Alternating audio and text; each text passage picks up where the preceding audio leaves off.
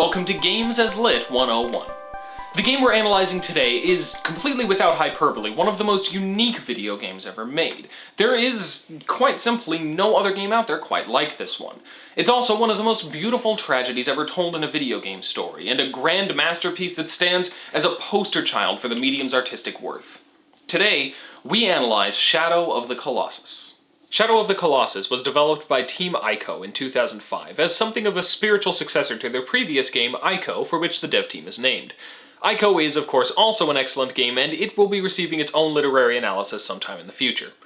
Upon the release of Shadow of the Colossus, critics praised it pretty highly, and players loved it, but despite its many qualities, it's a very slow game with very awkward controls, so it didn't catch on much with the masses. See, Shadow of the Colossus consists of 16 boss battles, and that's basically it, in terms of the gameplay at least.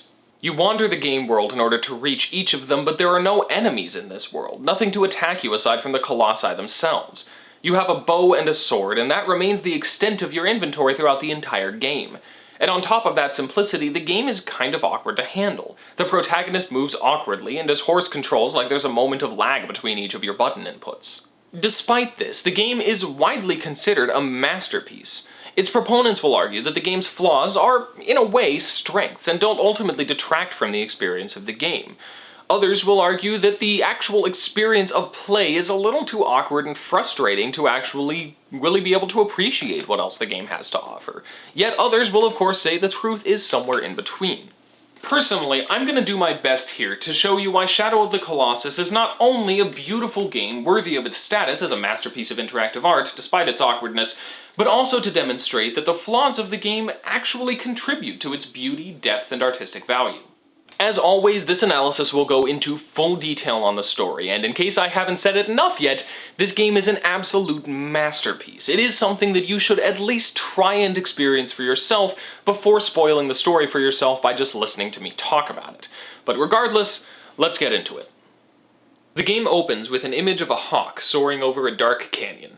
The PS2 didn't quite have good enough visual fidelity for us to be sure what kind of bird of prey this is just based on looking at it, but the PlayStation 3 HD remake of Shadow of the Colossus includes a trophy that says it's a hawk, so it's a hawk.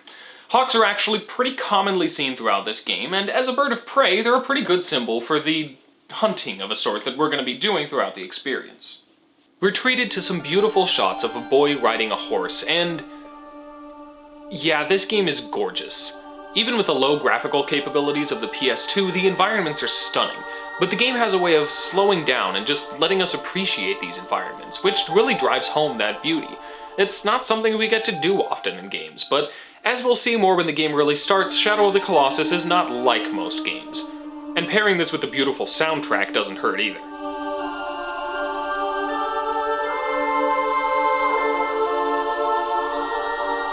Our hero, named Wander, arrives at a gate and crosses a bridge into a temple and places upon the altar a young girl named Mono. When dark, shadowy creatures begin to appear, Wander shows them his sword, and a voice rings out.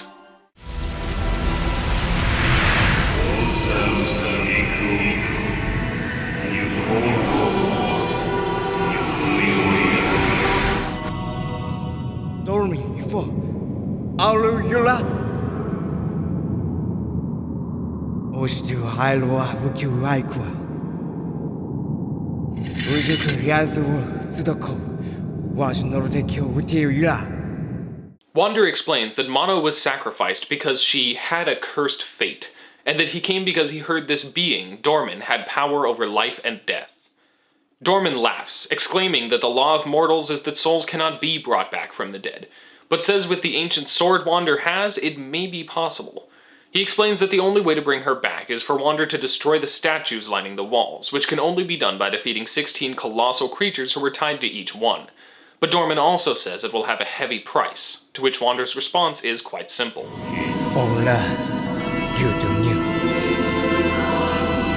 And that's the setup.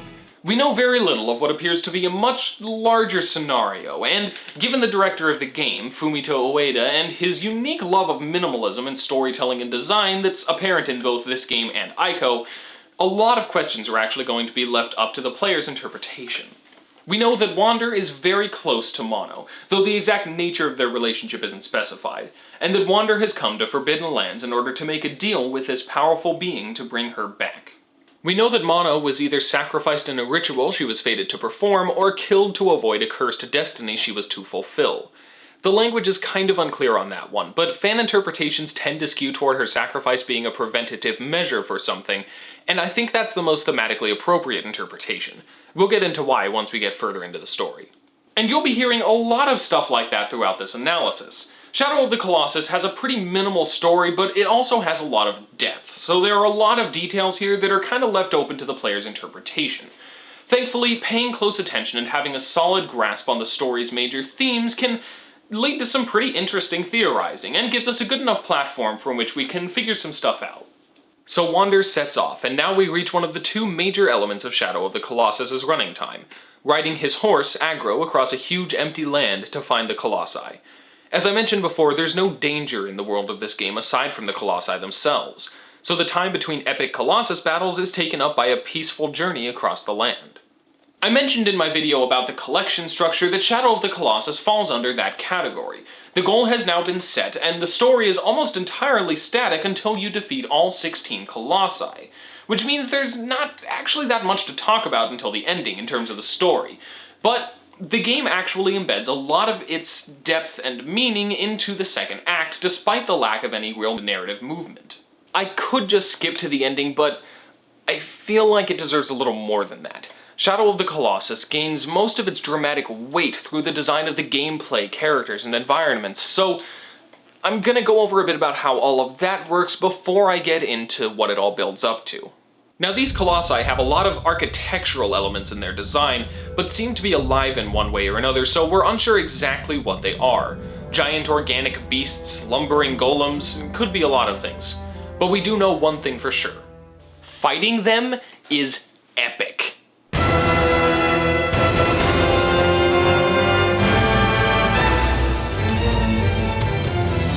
I mean, you're playing as a kid, armed with a sword and a bow, taking on these gigantic creatures. How do you do this? By climbing them. Seriously, the first part of every Colossus battle is figuring out how you can get on the freaking things so you can climb up their fur and stab them in the head. Well, technically the runes you need to stab them in can be all over their body, but still. This makes the Colossi play out less like a typical video game battle and more like a puzzle platforming level, where you have to figure out how to get onto the Colossus and also how to navigate its body without falling off. And let me tell you, this results in some of the most epic encounters ever to play out in a video game. You're hundreds of feet in the air on top of a gigantic beast, holding on for dear life as this immense behemoth tries to shake you off. Some of them even go underwater or fly, and you need to do everything in your power to stay on top of them while they do everything they can to buck you off. Pair this with some exciting, desperate-sounding music from the wonderful, wonderful soundtrack by Kao Otani, and you've got some insanely epic encounters.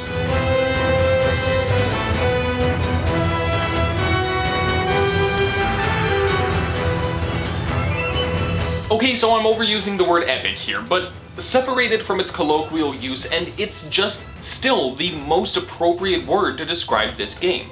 Everything here is huge, from the colossal giants that you have to fight to the vast plains you ride across on Agro. Well, that is, everything is huge except you. Remember when I said the awkwardness of the game is more of a strength than a weakness in the end? This is the main reason why. Shadow of the Colossus builds dramatic tension primarily through the simple fact that you are small and incapable and taking on things much, much larger than yourself. Wander is not a fighter. He's not trained, he's not capable, he's just a boy. And I've never seen another game so effectively and thoroughly communicate that kind of characterization just through the character's animations. I mean, look at him run with that sword, flailing it about like a kid playing with a stick. Check out the way he stumbles with any major upset in the terrain. Look at the way he tumbles about when a Colossus shakes him off his feet, or the way he desperately grabs on when he finds a workable handhold. To add to that, the controls themselves are kind of awkward.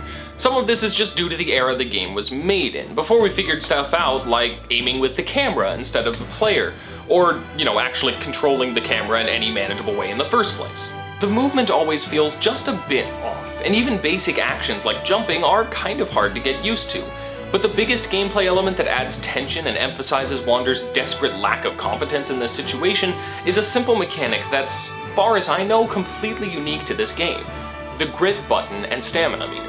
You don't grab onto ledges automatically when you come near them, like you do in basically every other platformer of this style and era. You actually have to hold the R1 button to grab and hold on to something, and you have a limited amount of stamina before you'll have to let go. This means you'll occasionally need to find an opportunity to stand so your stamina can return, which can be difficult when you're holding onto the back of a giant beast as it shakes violently back and forth in an attempt to throw you off. This makes the encounters with Colossi incredibly tense and adds a lot of ludic pressure, making it so you're constantly exerting effort by holding the button on the controller and constantly aware of the fact that if you don't find some respite soon, you're going to fall off. In general, the gameplay has a very organic feel to it. There are no timed button presses, no guided jumps or automatic ledge grabs, no set pieces that conveniently align themselves just right when you need them to progress. The game doesn't really help you with any of these basic motions or actions, and that it can actually result in some frustration sometimes, since a minor miscalculation can actually lead to some pretty major setbacks. All this comes together to make it so Wander never comes across as anything other than a boy who is in way over his head. It results in some awkward controls and some frustrating battles, but more importantly, it makes you feel small. One of the most important concepts to Shadow of the Colossus, in every facet of its design, is scale. You're traveling across huge plains, through huge caverns, over huge bridges, and when you're fighting, it's against huge monsters, like an ant with aspirations to stand on the shoulders of giants. And stab them, I guess. Wander's lack of training translates to your control of him, making it difficult to be particularly effective, let alone flashy. Your surroundings as well as your quarry tower over you, and you find yourself dwarfed in the shadow of the Colossus. See what the game did there? I do very much love titles that actually embody the important elements of work. This sense of smallness is important to the tone of the game, but it's also thematically significant. We'll get to that when we have a more full view of the story. The thing about killing these colossi is that, as epic and exciting as the battles may be, when you actually kill one, this is what happens.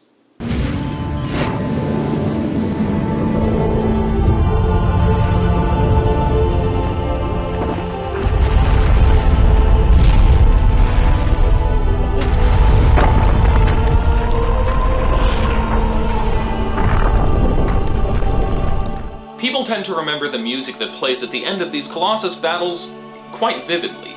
It sounds majestic, which is, of course, very fitting, but also sad.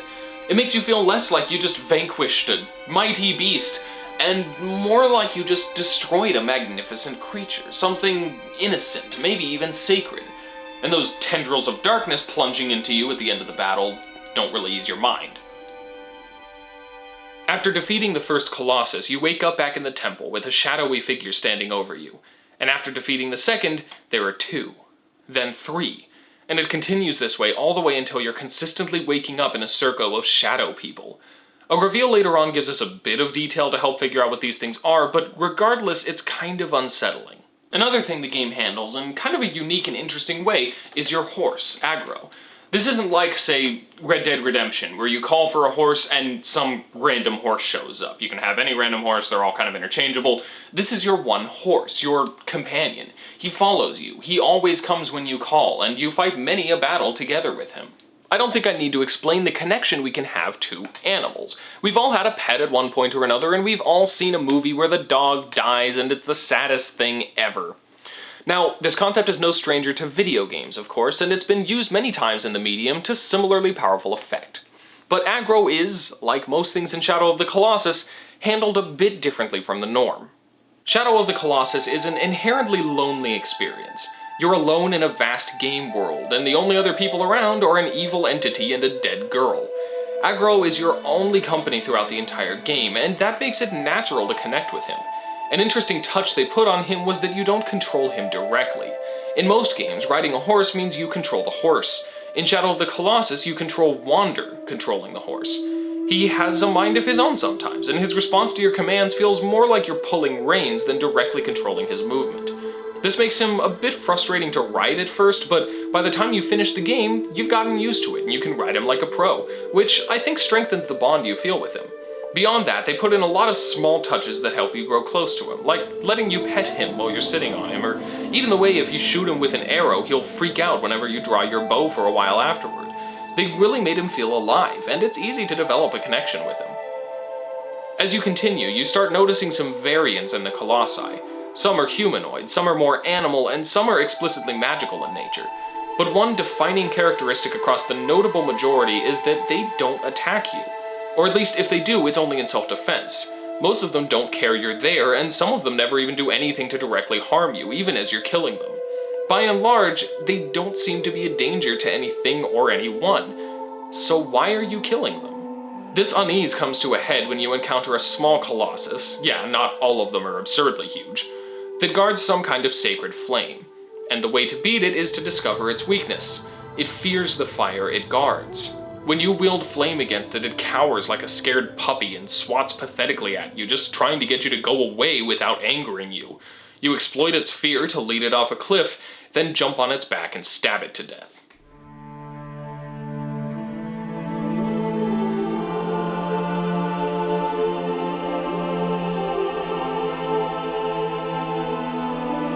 We've seen a variety of colossi at this point, but this is the first time we've seen one show discernible human emotion, crippling fear, and we take advantage of that fear to kill it.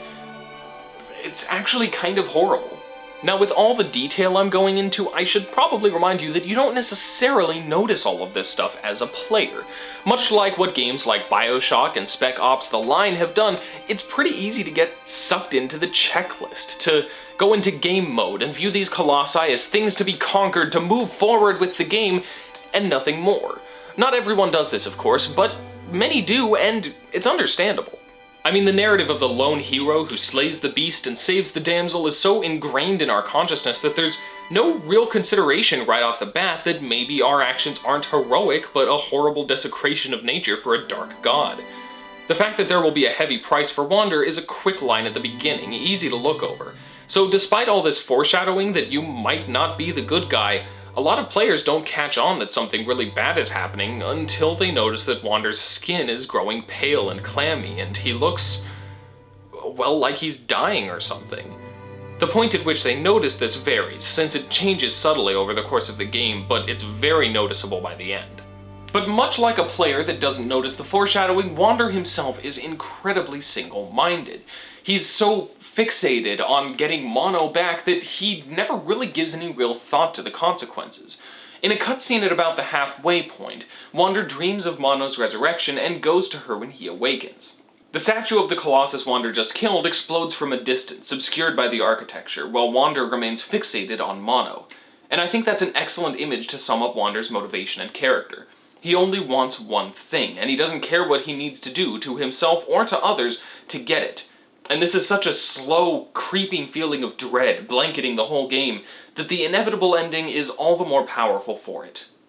With a few more colossi left to go, we get a cutscene depicting a group of masked men approaching the Forbidden Lands.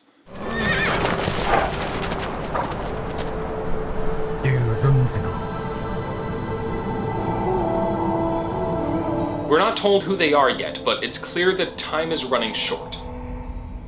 On the way to the final Colossus, a bridge begins to collapse as Wander crosses it on Agro. Agro, being an endlessly loyal horse, manages to throw Wander off in time, but plunges into the river below with the rest of the debris. Agro!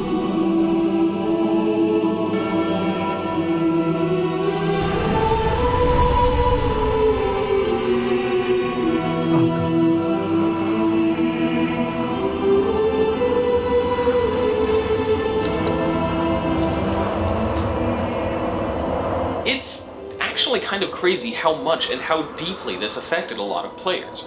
I mean, the death of the faithful animal companion is a sad event in any given story, really, but Agro's death is on a lot of top 10 lists for the saddest moments in video games. I mean, when my wife played the game, she absolutely hated Agro because she couldn't control him well, and everything about him was just frustrating for her, and she still cried in this scene. I think it's mostly because of everything I mentioned earlier about how the game handles Agro, but I think it's safe to say by this point the player is catching on to Wander's questionable intentions And it's easy to feel like you got Agro killed for evil purposes when all he ever did was loyally help you without fail. Nevertheless, Wander continues to the final Colossus, which is very different from the others. It's stuck in place, and just getting to the thing is a challenge, since it's actively and maliciously attacking you the entire time. It's not beautiful like some of the others, and there's no triumphant music or epic struggle. It's a grueling, dark journey up an ugly and terrifying monster. You do eventually destroy it, but when Wander arrives back at the shrine, he's not in very good shape. To make things worse, the group of masked men, led by a man named Eamon, arrive just before him and see him appear.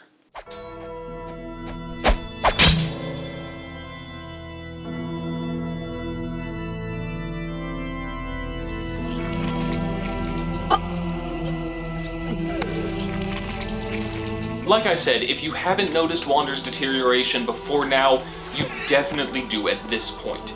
He's weak, he looks beaten, sickly, and worn down, and he has horns protruding from his head.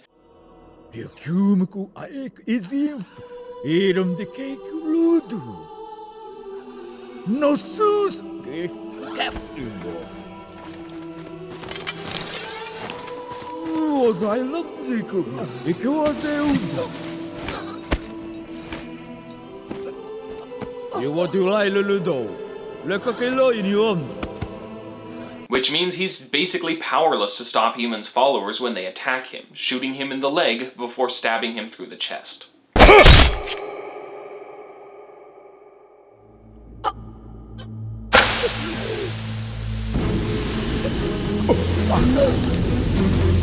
But Wander is now Dorman's vessel, and it's explained that Dorman had been separated into 16 fragments in order to seal away its power, and Wander has now freed it once more.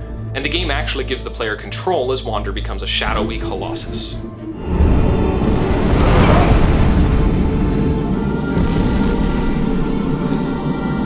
And yes, that is another meaning of the title. This game is one of the most literal interpretations of that whole he who fights monsters concept I've ever seen.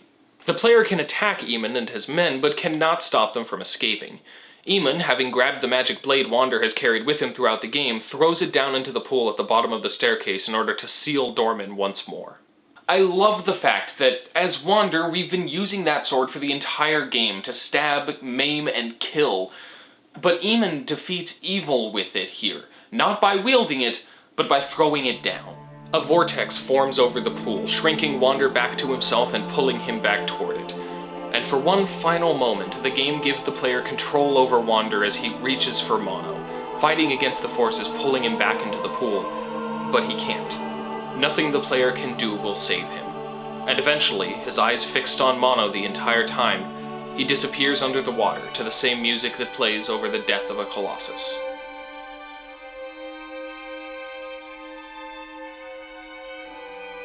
I'm just gonna be honest and say, that is one of my favorite scenes of any video game ever. To give the player control, to let them try and save themselves right at the end there when their goal is so close, but ultimately making it impossible for them to escape the consequences of their actions is brilliant, brilliant interactive storytelling, and that scene always gets to me. And the message is clear, from the musical choice to the simple fact that you essentially play as the final boss in this scene. Wander is not the hero. If anything, he's an anti-hero at best, but at this point it's clear that he has just straight up become the villain. He cared so much for Mono that he was willing to let loose a dangerous and malicious being with unknowable amounts of power, and that is not to be commended. We're used to stories of young heroes slaying the beast and saving the maiden from its clutches, but here we're presented with someone who slayed the beasts unjustly and selfishly, and the consequences for this are severe. As Eamon and his lackeys race across the bridge, it collapses behind them.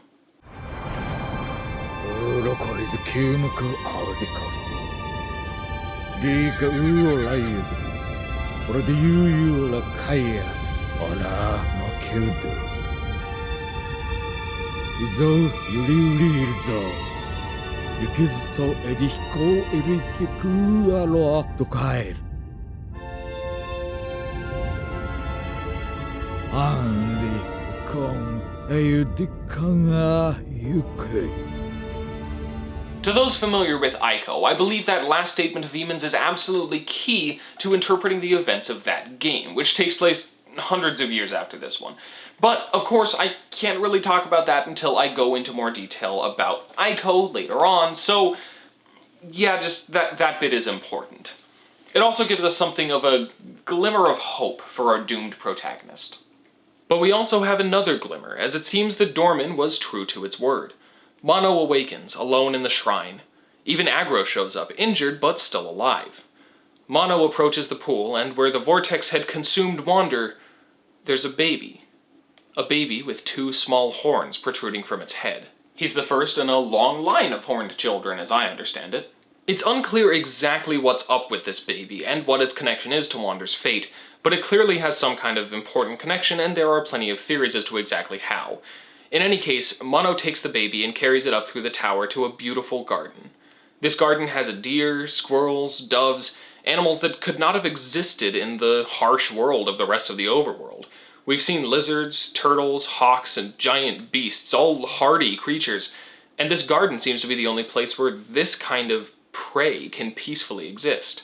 So presumably, this is a place where there's hope for them, where they can live in these cursed lands. Interestingly enough, that garden is technically accessible to the player in the game itself if they collect all of the lizard tails available in the game, thus upgrading their stamina meter enough that they can actually climb up the shrine and get to it. Now, if you do go there, there's fruit in the trees. The overworld of Shadow of the Colossus generally has fruit scattered around in a few trees across the overworld that you can shoot down and eat in order to increase the size of your health meter. But if you eat the fruit in the garden, it actually decreases the size of your health meter. And you can even get it so your health meter is smaller than it was when you first started the game. That's a pretty obvious allusion to the Garden of Eden, as if to say that the perfect goal for which Wander has been reaching this entire time is still poisoned by his sins. But now, though the exact nature of this baby isn't really known for certain, the implication is definitely that Mono's guidance can hopefully lead him to eventually atone for the atrocities he committed here. Mono is interesting here, because while she's always been a symbol of purity and beauty, she's now also in the role of the caregiver. Purity and motherliness aren't usually compatible symbols to associate with a single character, and the only other figure I can think of that fits that bill is the Virgin Mary. The symbol of the good we strive for is now also the caretaker of the one who must atone for the wrong that was done. We end the game as we began it, following a hawk as it soars through the skies, this time away from the earth and into the clouds. So that's Shadow of the Colossus, and it is without a doubt one of the greatest tragedies ever told in the medium of video games. It's the story of a boy who cared so much for someone he loved that he unleashed hell to save her. Of the power of love paired with nearsightedness, driving a boy to accomplish great and terrible things for the one he loved. It's a story of a boy in the shadow of forces greater than him, a boy who becomes a shadow of the very monsters he fought, and a boy who put his tiny problems ahead of the colossal consequences of his actions. Amid a world of big problems, big consequences, and big dangers, one young boy stood in their shadow, his own relatively small problems in hand, and foolishly defied them. Wander is an interesting player character because, despite his silence throughout most of the game, he is very much an independent protagonist. We are playing this game, slaying these colossi, because he has chosen to do so. And even if we think he's in the wrong, even if we see the toll it's taking on him, he doesn't care. He keeps going, and thus so must we. Wander makes his decision, and suffers the consequences. But by making us work so hard for it, Shadow of the Colossus makes Wander's quest personal for us as well. And the brilliant touch of letting us strain against inevitability, reaching for Mono, the ever-present symbol of everything good we strive for in this game, only cements that feeling. Shadow of the Colossus is not only one of a kind in its gameplay and presentation, but it's also a deftly executed tragedy about the lengths to which we will go for someone we love, even when the consequences are devastating for everyone involved. An act of love committed to the detriment of so many others may not actually be an act of love, but one of selfishness. And that can destroy us. Honestly, we don't even have time to cover everything we could talk about regarding this game, but this is a solid foundation from which we can theorize, analyze, and appreciate this wonderful work of art. So if you enjoyed this look into Shadow of the Colossus, then you may want to take a look at some of the other videos on the channel as well, including the subscribe button down there and the Patreon link in the description. Next week, we're going to talk about emergent narrative, a storytelling concept so unique to video games that it's kind of hard to place on the scales of traditional art and literature. And next month for the literary analysis, we're going to venture into the flames and unravel the surprisingly complex message behind Little Inferno. So, until next week, class dismissed.